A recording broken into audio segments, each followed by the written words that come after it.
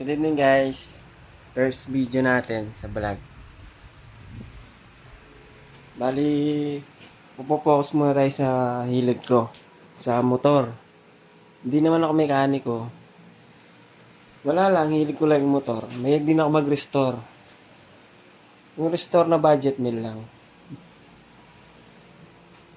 Stock. Parang ganun. Bali, oras na nga pala. Oras na. 10:44. 10:44 na guys.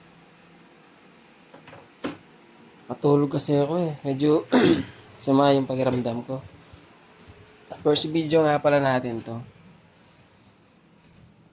Bali magpo-focus muna ako sa motor na lang. Nag-vlog din ako dati. Kaso na-stop. Ibang content naman yun. Dito yung hilig ko. Hilig talaga ako sa mga motor. Saka lalo dun sa mga nakakilala sa akin. Alam nila yung history ko. First video natin to guys ha. Paalala ko lang. Hindi ako mekaniko. Hilig lang akong magmotor. Magbalik stock. Mag-restore. Kung kaya. So first video natin. Ito guys. Gabi na. Gabi na guys. First video natin is yung unang motor ko. Bali ano siya? Bida 110 2015 model. First owner ako. Medyo nakakawa yung itsura niya. Stock kasi. Marami nang nangyari. Mayroon din ibang motor. Tignan niyo.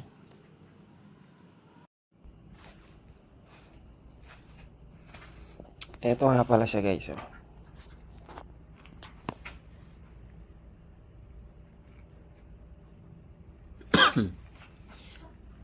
Ayan. Bali, Bida 110 siya. Style siyang Wave 125. Motopos, China. Gas tank. Ito siya. Oh. Kawawa ng itsura niya. First motor ko pa naman to. Ito yung harness niya. Stock to. CDI. Stock. Regulator. Stock din yan. Ito. Starter coil. Stock. Alam ko may ignition coil pa to eh. Ito. Ignition coil. Nga pala yung batalya niya guys. Oh. Chassis niya. Rim. Hindi na stock yung rim niya.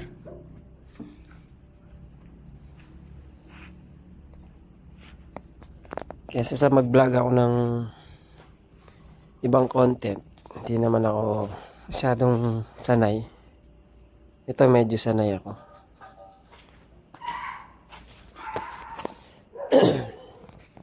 Ito nga pala yung mga kanya guys. Pasensya lang guys, gabi kasi ngayon eh. Nga pala yung box niya. Rear fender. Saka yung front fender niya. Seat. Ang upuan niya. And stock pipe. Ayan guys. Oh.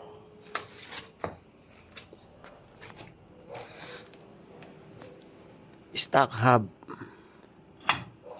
Saka yung footrest stock.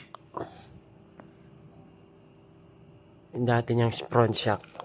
Bali na. Sira na. Yung handlebar niya. Alam mong na-stock na eh. Oh. Ayan. Pinapitan na ng ano ba tawag dito? Agyo.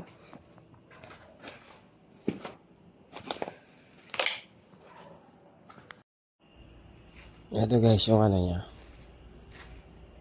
Side cover. Para siyang Wave 125. Ewan ko kung pwede pa to. Kasi bali na yung ano eh. Wala na siyang tornilyo. Stock headlight. Wala na to. Palagay ko hindi na pwede. Harness niya okay pa eh. Pero basag-basag na to, alam ko eh. Ayun guys, oh. Ilan odo niya? 1,685 odo pa lang. Bagong bago pa to guys. Kaso nga lang.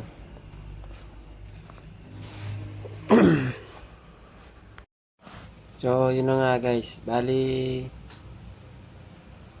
ang gagawin lang natin is, i-restore natin siya ng konti. Kasi wala pa tayong budget.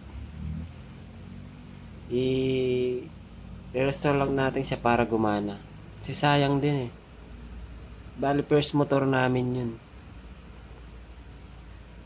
Dati yun, naka-assemble na. Nagka-problema. Kaya lahat ng parts niya na nilagay ko, tinanggal ko muna. Yung mga parts na tinanggal ko, ibabalik ko lang. Yung motor is okay na yun. Kinondisyon ko na yun. Kaso umalis kasi ako. Bali, na-stock siya dito lalo. Walang nagasikaso. Kaya, yun, ganun yung itsura niya. Pabayaan na lalo. Ang gagawin ko, babalik ko sa dati. Kung makikita niyo yung profile ko sa page, yung sa likod ko, ganun sa dati. Kaso nga lang, nagka-problema lang talaga. Bali, binaklas ko lahat ng dapat baklasin. Para iwasis you. So guys, may support na lang yung video. Para mas dumami pa yung video natin. Saka yung content natin. Para masayang naman yung ilang minuto nyo sa views natin. Sa panonood. Bali, start natin yung video sa linisin muna natin. Para makita nyo yung itsura. Yung mga ibang parts na matagal na rin na stock. Pakita ko sa video.